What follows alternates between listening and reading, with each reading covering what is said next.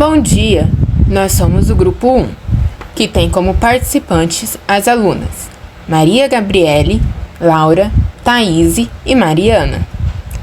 O tema que iremos abordar hoje é a ecologia dos fungos e das algas. Vamos começar por algumas características gerais dos fungos.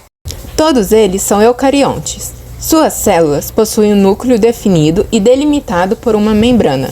São seres heterótrofos, ou seja, precisam se alimentar de matéria orgânica produzida por outros organismos. Apresentam parede celular de quitina.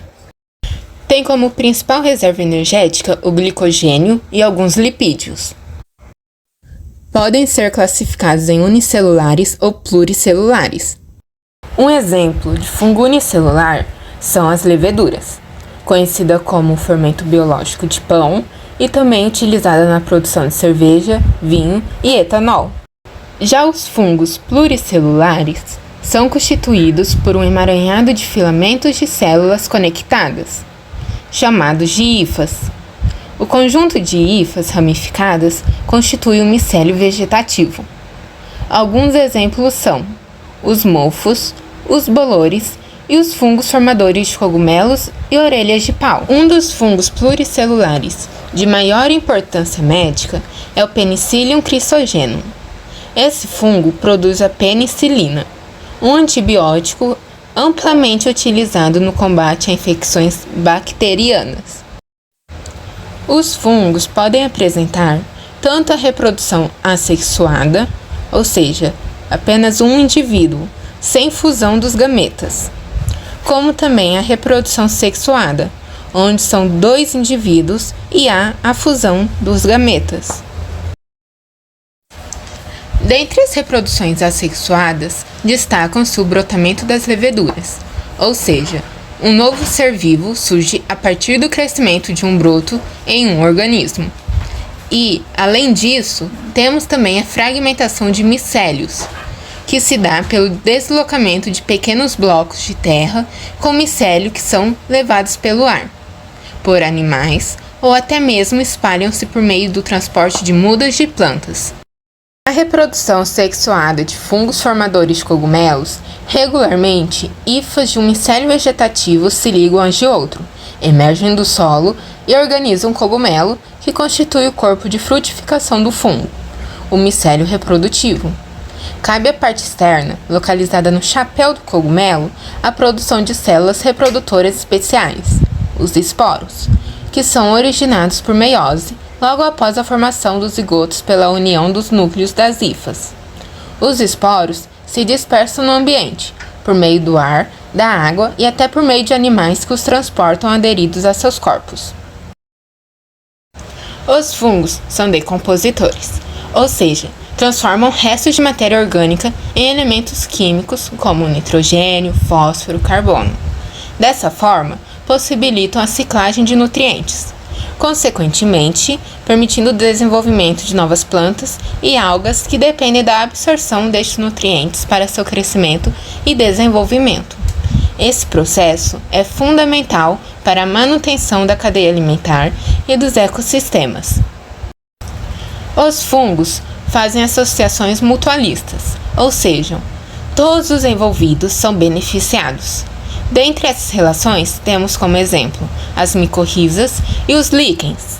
As micorrizas são associações entre fungos e raízes de plantas. Os fungos ampliam a absorção de água e nutrientes minerais para as plantas, o que estimula seu crescimento e sua defesa contra patógenos. Já as plantas fornecem carboidratos aos fungos. Os líquens, por sua vez, são associações entre fungos e algas verdes ou cianobactérias. Os fungos proporcionam proteção contra a radiação solar intensa e fornecem água e minerais absorvidos do ar ou de chuva às algas e cianobactérias. As mesmas, por outro lado, fornecem carboidratos aos fungos. Juntos, eles conseguem habitar diversos ambientes, inclusive os de condições extremas, como uma superfície de rochas e troncos expostos à radiação solar intensa ou frio intenso de regiões polares. Além das relações mutualistas, temos também o parasitismo. uma relação ecológica em que a espécie parasita se beneficia da espécie hospedeira, causando danos a ela. Os fungos parasitas podem provocar doenças em plantas, animais e inclusive no ser humano. Algumas doenças causadas por eles são a ferrugem do café, uma doença que ataca os cafeeiros, a pneumonia fúngica, uma doença pulmonar, a candidíase, que atinge a área genital e oral do ser humano, a frieira, conhecida como pé de atleta, uma infecção de pele que afeta os pés e as mãos. Agora que finalizamos a parte dos fungos, vamos relembrar um pouco das características gerais das algas. Elas são eucariontes.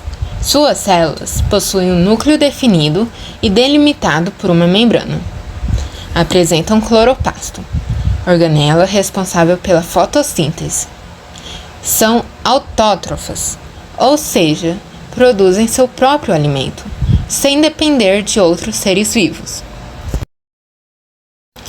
Muitas delas apresentam parede celular. Podem viver em ambientes aquáticos ou terrestres úmidos, como rochas e troncos. A estrutura corporal das algas é simples, podendo ser unicelular, como as microalgas, ou pluricelular, como as macroalgas, que geralmente são sésseis, ou seja, vivem fixas. As algas podem apresentar tanto a reprodução sexuada como a assexuada. Na reprodução sexuada, há a combinação de gametas. Já na assexuada, a alga unicelular realiza divisão binária e origina duas. Algumas algas também podem produzir esporos flagelados por mitose. As algas são importantes produtoras de gás oxigênio e de alimento orgânico, constituindo a base das cadeias alimentares aquáticas. Esses organismos também têm grande importância no sequestro de carbono, ou seja, na remoção do excesso de gás carbônico emitido por ação humana. As algas fazem associações mutualistas, ou seja, todos os envolvidos são beneficiados. Dentre essas associações, temos como exemplo os líquens, já explicados anteriormente, e os corais, com as microalgas zooxantelas. Os corais proporcionam grande superfície de suporte em seu interior, onde abrigam as microalgas, fornecendo o gás carbônico da respiração, amônia e nutrientes minerais.